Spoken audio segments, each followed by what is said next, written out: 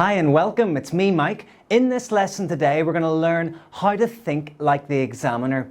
Okay, now many students approach the IELTS exam cold to what the examiner actually wants. Now this is a bad idea. What you need to do is get inside a document called the band descriptors. Okay, and I've written pretty much all of it out here. Some of it's paraphrased, but this will give you a very good indicator of what the examiner wants for a band 9. Okay, now as you know, IELTS is graded from 0 on one end of the scale and 9 on the other end of the scale. And you want to be, pushing up for the 9 here. On this course, as I said, we're aiming for 7.5 and above. But what I've done is I've picked out the band 9 descriptors because you should aim for the top, aim for the highest possible grade you can within each particular area of the Task 2 writing, and we'll see where we go. Okay, so as you can see, it's divided into 4 separate areas. Coherence and Cohesion, 25%. Task Achievement, 25%. Grammatical Range and Accuracy, 25%. And Lexical Resource behind me here, 25%. So it's evenly weighted. Your writing Task 2 is evenly weighted over these 4 different skill areas. So let's look at them in turn and see what they're all about. Remember, before we do, these descriptions here are for a band 9, so it's the highest you can possibly get. And that's what you want to aim for. That's what I tell all my students. Aim for the highest and, try and get somewhere close to that. So first we'll look at coherence and cohesion. Okay, so take the word cohesion first. Think of cohesion like a jigsaw. This means that every single one of your paragraphs in your essay must link together like a jigsaw. So the introduction will link to the body, each body paragraph will link together, and then the conclusion will also link to what has come before that. Okay, so think of your whole essay, each part linking together like a jigsaw piece. Now that's all of the essay, but also within each paragraph must link together as well. So that the first sentence, for example, let's say the first sentence of a body paragraph is your topic sentence. It must set up the rest of the paragraph for what you're going to prove or what you're going to argue. You must then have examples that prove that, and you must also use linking language within the paragraph, and the essay as a whole to keep everything nice and orderly and easy to understand. Okay, so that's cohesion. Coherence means it's about the quality of your argument or what you're talking about. So do you state in the introduction you're going to talk about this one thing or prove this one thing, and then throughout your essay, do you do that and that only? Or do you go off into different places or off into outer space, as I often tell my students? Okay, so you need to stay on track. You need to stay focused to the point of your essay. And if you stay focused to the point of your essay or what you're trying to prove, you get decent coherence points. So this is what the examiner wants for a band 9. Uses cohesion that attracts no attention. Okay, so when you're using your linking language, either between paragraphs or within the paragraphs themselves, it must seem quite natural. You mustn't, if you're reading it, you don't think, oh, he's trying to do that there. The examiner wants natural language. He wants it to feel, to get a band 9, he wants it to feel just like a native speaker, a high-level native speaker has written this, and it feels effortless, it flows. Also, you need to skillfully manage your paragraphing.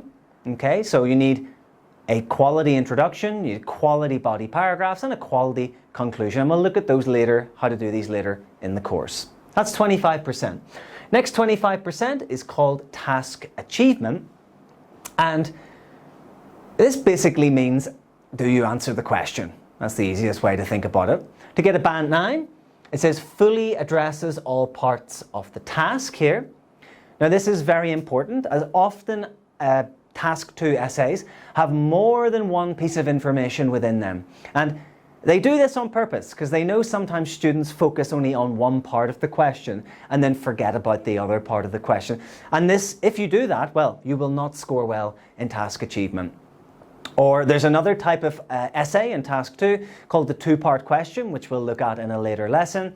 again, you have to make sure you address both parts of that question equally and effectively to get your 25%.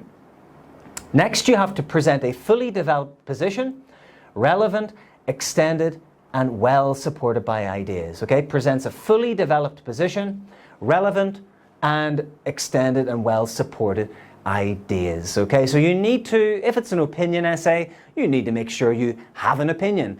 If it's asking you to discuss two different people's opinions, you have to make sure you do discuss those. If it asks you additionally for your opinion about both of those, you have to make sure that you give your opinion as well. If it asks you for the advantages and disadvantages, you have to make sure you talk about both of those. So everything has to be addressed with regard to the question, and all of your points have to be developed. You have to give reasons, you have to give examples, you have to show the examiner you know what you're talking about, okay? And that's how you get your task response, 25%. So moving on, grammatical range and accuracy, 25% again. To get a band 9, you have to use a wide range of structures with full flexibility and accuracy. Now, later in the course, we'll be talking about how to spice up your writing. I like using this word spice when I talk about writing. Give it a bit more spice, make it more interesting, okay? I'm from Thailand here, southern Thailand in fact, and we eat very spicy food, and it's more interesting. I think the same is true with writing as well. Make your writing spicier. So later in the course, we'll talk about how to get this 25%, how to write effective simple sentences, compound sentences, complex sentences, how to use relative clauses effectively, how to use conditionals. All of these things together, working them in together will push you up beyond that band 7.5, and who knows, maybe even up towards the 9, as we can see on the board here. Now the final 25% is for lexical resource. Now, lexical resource is just a high society way, a very overly complicated way, I always think, to say vocabulary, okay? Break it down to layman's terms, it's just vocab, okay? Now, what do you have to do to get a band 9, guys? Well, you have to use a wide range of vocabulary with natural control of lexical features, a wide range of vocabulary.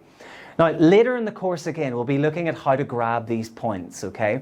The examiners like things like collocations. They like things like lexical chunks. And if you don't know what those things are, well, you'll see it in a later video, okay? But the key to getting the vocab points is using the language effectively, using it well within a context, and not trying to overcomplicate things.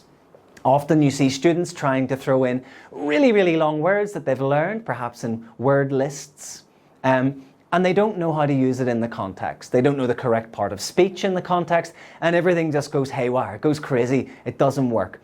So in later lessons, we'll show you how to make this work, okay? So don't worry about that. Also, with your vocab and also with your grammar, that I forgot to mention, you're allowed to make minor errors, which they call slips. So you're allowed to slip like on a banana skin 1 or 2 times without losing many points, okay? Again, remember this is band 9. So even to get the highest band, you're allowed a few errors, slips, minor errors with your grammar accuracy and your vocab. So I think that's quite heartening. It's quite warming for students to know that you know, to get a band 9, it doesn't need to be completely perfect. You are allowed a few errors here and there. Okay, folks, so that's about it. This is, you know, if you kind of think deeply about all of these things, you'll see all of this again in the course notes if you check. You need to start thinking like the examiner, and I advise you guys to think like a band 9. Okay? Don't set your sights too low. Try and perfect all of these skills and push yourself as hard as you can go. Okay, so that's the end of this video. Thank you very much for listening.